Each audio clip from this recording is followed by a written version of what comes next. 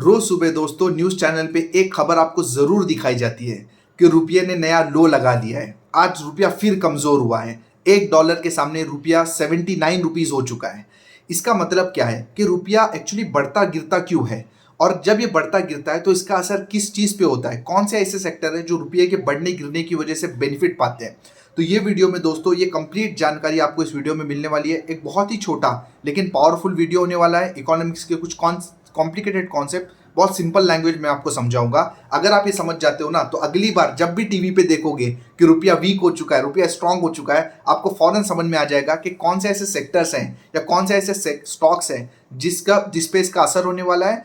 इससे आप जरूर बेनिफिट पा सकते हो। Hello friends, I am Farhan Mir, welcome back to our channel. तो चलो दोस्तों शुरू करते हैं। तो सबसे पहले तो आप समझिए कि यहाँ पे भी इकोनॉमिक्स का मेन कॉन्सेप्ट आ जाता है डिमांड और सप्लाई का। तो स्टॉक मार्केट हो, कमोडिटी मार्केट हो, करेंसी मार्केट हो, कोई भी मार्केट हो, सब बेसिकली डिमांड और सप्लाई पे ही चलता है। अगर डिमांड बढ़ जाती है या सप्लाई कम हो जाती है तो अल्टीमेटली प्राइस बढ़ जाती है। प्राइस बढ़ने के लिए कंडीशन क्या है? या तो डिमांड बढ़ जाए या तो सप्लाई कम हो जाए। अब अगर आप देखोगे ना, तो ये डॉलर और ये इंडियन रुपी ये एक्चुअली एक दूसरे से इनवर्सली कोरिलेटेड है। इसका मतलब है कि जब भी डॉलर बढ़ता है इंडियन रुपी गिरता है। तो बेसिकली डॉलर अगर बढ़ा तो इंडियन रुपी गिरेगा, ये बात आपको याद रखना है। अब डॉलर स्ट्रांग कब होगा? दो ही चीजें, या तो डॉलर की डिमांड बढ़ जाए या तो डॉलर की सप्लाई कम हो जाए। तो जो पहला रीजन है जो इंडियन रुपी गिरता क्यों है, उसका ये रीजन है कि डॉलर की सप्लाई इंडियन मार्केट से कम होती जा रही है। अब आप देखिए इसका जो मेन रीजन है कि जो स्टॉक मार्केट में अगर आप देखोगे जो एफआईज हैं वो जो पैसा निकाल रहे हैं, इसकी वजह से पूरे इंडिया में डॉलर बाहर जा रहे हैं। जैसे डॉलर बाहर जा रहे हैं मतलब डॉलर की सप्लाई कम हो रही है, और जैसे डॉलर की सप्लाई कम हो रही है अल्टीमेटली डॉलर की प्राइस बढ़ रही है, और जैसे डॉलर की प्राइस बढ़ रही है इंडियन रुपी गिर रहा है।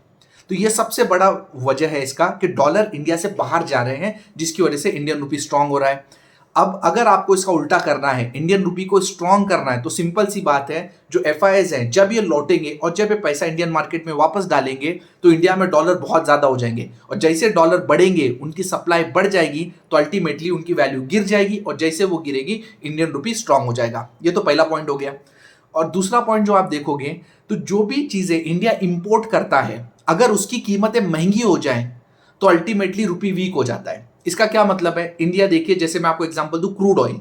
India is the biggest importer of crude oil. 80% करीब करीब इंडिया इंपोर्ट करता है क्रूड ऑयल। तो जब क्रूड ऑयल का प्राइस बढ़ता जाता है तो क्रूड ऑयल लेने के लिए इंडिया को ज्यादा पैसा देना पड़ता है। जैसे पैसा ज्यादा देते हो इसका मतलब है पैसे की कीमत कम हो गई। ज्यादा पैसे से उतना ही क्रूड ऑयल आ रहा है जितना पहले कम पैसे से आता था। इसका क्लियर मतलब है ज्यादा पैसा दिया, इसका मतलब है वो जो पैसा उसकी वैल्यू कम हो गई, और जैसे पैसे की वैल्यू कम हो गई रुपी गिर गया। So this is the second thing कि जो भी चीजें इंडिया इंपोर्ट करता है अगर उसकी वैल्यू या उसकी कीमत अगर बढ़ जाती है तो वो लाने के लिए जो हमको ज्यादा पैसा देना पड़ता है, इसकी वजह से रुपी गिर जाता है। अब उसका अगर आप उल्टा देखोगे तो ऑब्वियस सी बात है, जो चीजें इंडिया इंपोर्ट करता है अगर उसकी प्राइस कम हो जाए, जैसे क्रूड ऑयल है, अगर उसकी प्राइस कम हो जाए तो उतना ही क्रूड ऑयल इंडिया को कम पैसे में मिलेगा। पैसा कम दोगे, चीजें ज्यादा लोगे, रुपये की वैल्यू बढ़ जाएगी, रुपया आपका स्ट्रांग हो जाएगा। ये तो हुआ दोस्तों रुपया बढ़ता है और गिरता है क्यों होता है। अब इसका असर किस पे पड़ता है?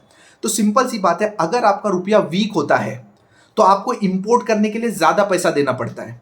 तो ऐसी इंडस्ट्री से, ऐसे सेक्टर पे असर पड़ता है जो इंपोर्ट करती हैं चीजें। जैसे अगर मैं आपको बताऊं ऑटोमोबाइल सेक्टर। अब ऑटोमोबाइल सेक्टर में देखा जाए तो पेट्रोल और डीजल की लगता है। अब पेट्रोल और डीजल जब इंडिया इंपोर्ट करता है तो इंडिया को ज्यादा पैसा देना पड़ता है। तो पैसा अगर वीक हो गया, मतलब $1 पहले, अगर आज समझिए कि अगर कुछ चीज इंपोर्ट करता है तो पहले $1 के लिए इंडिया को अगर रुपी स्ट्रांग होते तो 75 देना पड़ सकता था, 76 देना पड़ता था, अब 79 है तो ज्यादा पैसा देना पड़ता है। तो इंपोर्ट की लागत बढ़ जाती है, उनकी प्रोसेसिंग बढ़ जाती है, और इस तरीके से जो खर्चा है वो बढ़ जाता है। तो सिंपल सी बात है, अगर रुपी वीक होता है तो ऐसे सेक्टर को नुकसान होता है जो बेसिकली इंपोर्ट करते हैं। जैसे आप बोलोगे ऑटोमोबाइल सेक्टर हो गया, एफएमसीजी सेक्टर भी, एफएमसीजी सेक्टर में काफी हद तक क्रूड ऑयल इन्वॉल्व है जो कि हम इंपोर्ट करते हैं। और अगर रुपी आपका वीक हो जाता है तो बेसिकली ऐसे सेक्टर जैसे आईटी वाले जो एक्सपोर्ट करते हैं उनको बेनिफिट हो जाता है। पहले आप समझिए कि अगर आप कुछ चीज एक्सपोर्ट कर रहे हो, अगर रुपया स्ट्रांग होता है मतलब 75 रुपया है, तो पहले उनको 75 रुपये मिलता था $1 के बदले अपनी सर्विस एक्सपोर्ट करके। अगर वीक हो गया, मान लेते 79 हो गया, तो इनको और ज्यादा पैसा मिलेगा अपनी सर्विस को एक्सपोर्ट करके।